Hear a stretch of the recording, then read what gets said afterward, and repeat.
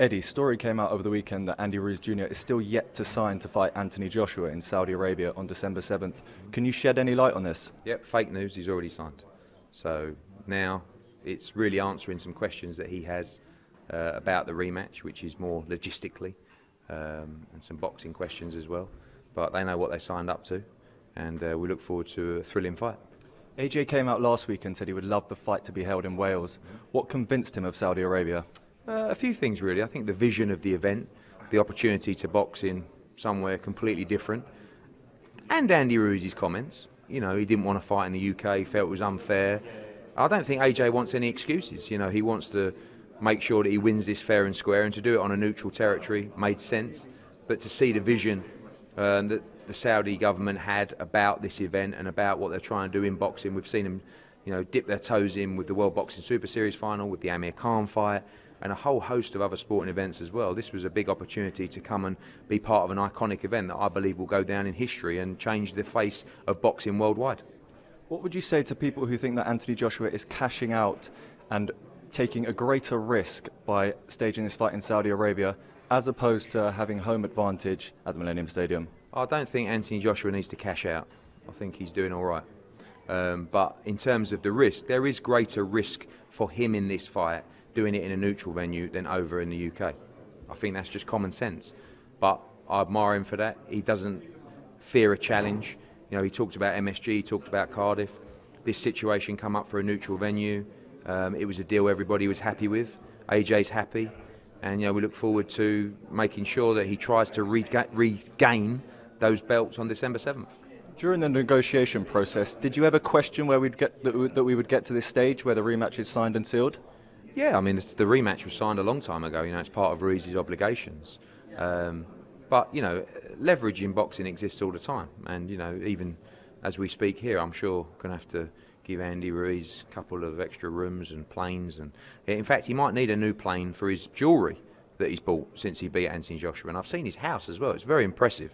So we'll see. I think it's a very dangerous fight for both guys. I think it's the best fight in the division. And I can't wait.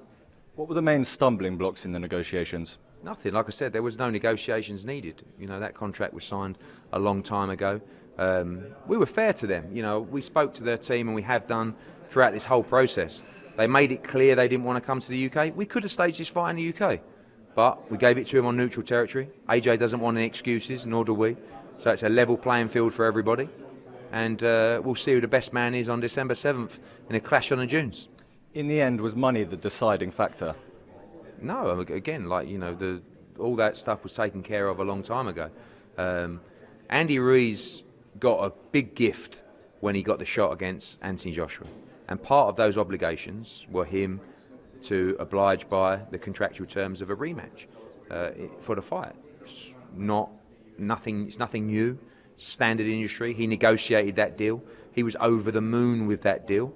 And the opportunity that he received changed his life forever. Congratulations. Now you've got to try and beat Anthony Joshua again.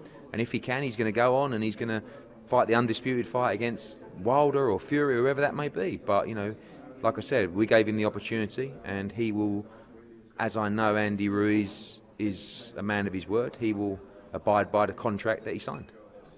Did Anthony Joshua's trainer Rob McCracken voice any concerns about taking this rematch straight away?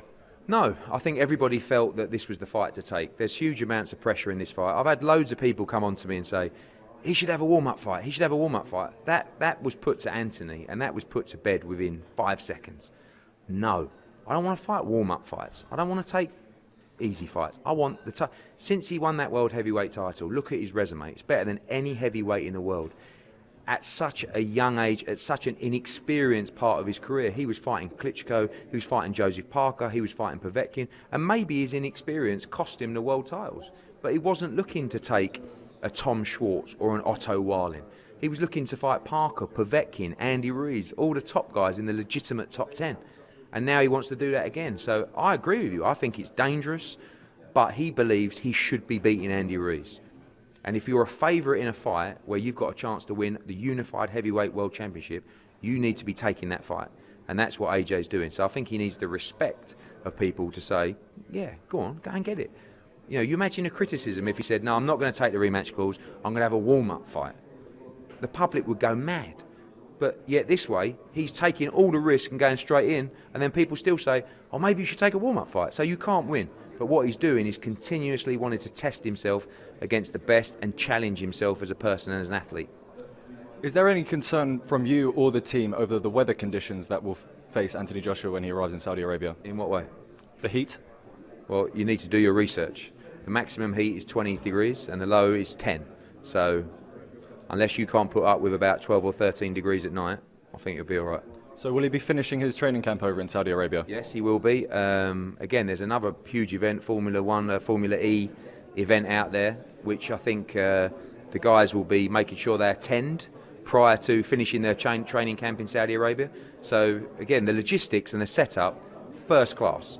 They're going to have purpose-built gyms built for them over there, so they'll be attending, finishing their training camp before this event, and obviously building up to a huge event over there, which the public are going to go crazy for. There had been talk Andy Ruiz Jr. would be stripped of his IBF belt. Have you come to a resolution over that? No, I think that's a decision from the IBF. The rematch takes place regardless of what belts are on the line. Of course, we want all the belts to be on the line.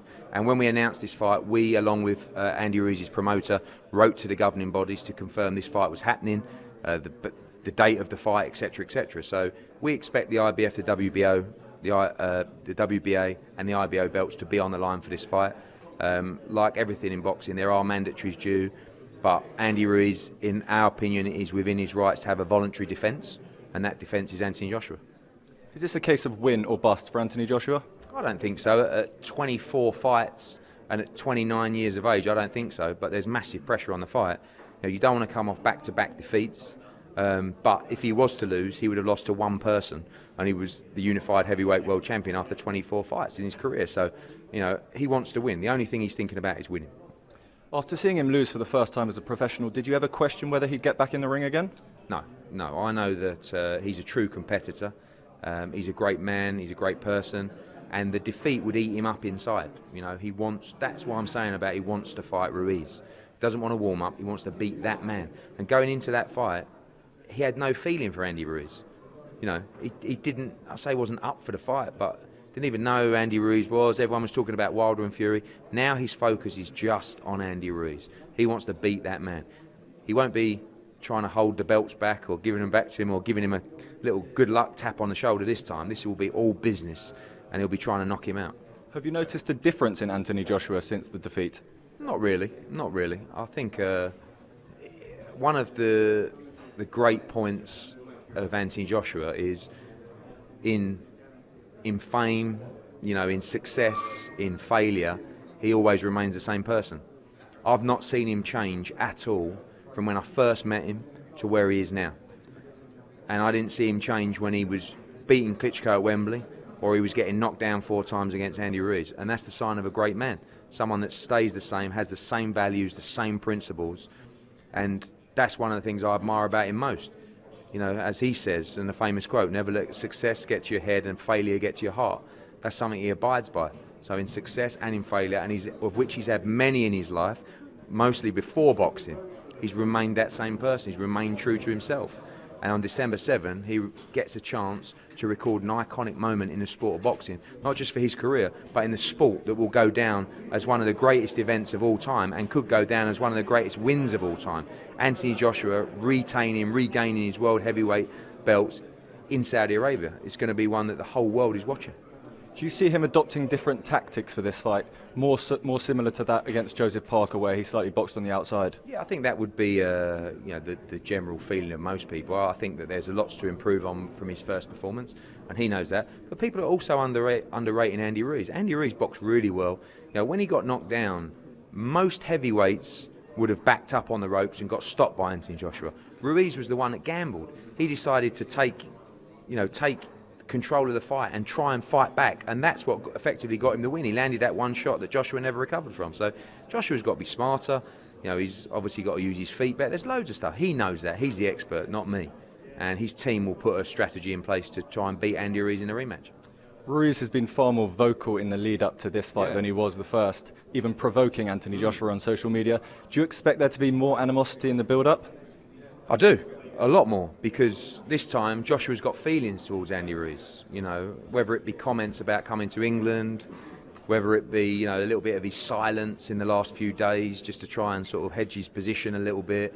So this time AJ had all the control in that first fight. Although contractually he has control in the second fight, Ruiz can still play games and try and mess with his head a little bit, and he'll try and do that. But I love that. And that adds so much more spice to this fight. Like, it doesn't really need any more spice because the first fight was so good. But there will be tension at these press conferences. There will be tension in the head-to-head. And as a promoter, you need that. You need hype. The people are going to love seeing the build-up to this fight. It's intriguing. Was it a fluke win? Is Joshua finished? Can he come back? Saudi Arabia, what's going on? I mean, the curiosity of not just the fight, the location, the infrastructure, the venue is going to make the whole world watch this. And this is why it's one of the most iconic fights of all time, in a venue that, again, is just completely going to blow the mind of the public when they see what's happening with the infrastructure, with the venue itself, with the build, with the events around it. And 9:30 fight time. So whether you're on your sofa at home watching it in the UK, or whether you want to purchase a ticket, visa included, and come and enjoy an iconic boxing event, you're there. Do you think more animosity will play into AJ's hands? He needs to be switched on for this fight, and I think that will help him. I think one of the problems in the last fight was he didn't have that, that feeling, that fear, that animosity. That's why it was a shame that Miller pulled out, because he had all of that for Miller. But for Ruiz, he was just almost a bit deflated. He trained hard. He wanted to win, but it just wasn't quite there. That war mode wasn't quite there. Now, in his mind, he's willing to walk through fire to beat Andy Ruiz on December 7th.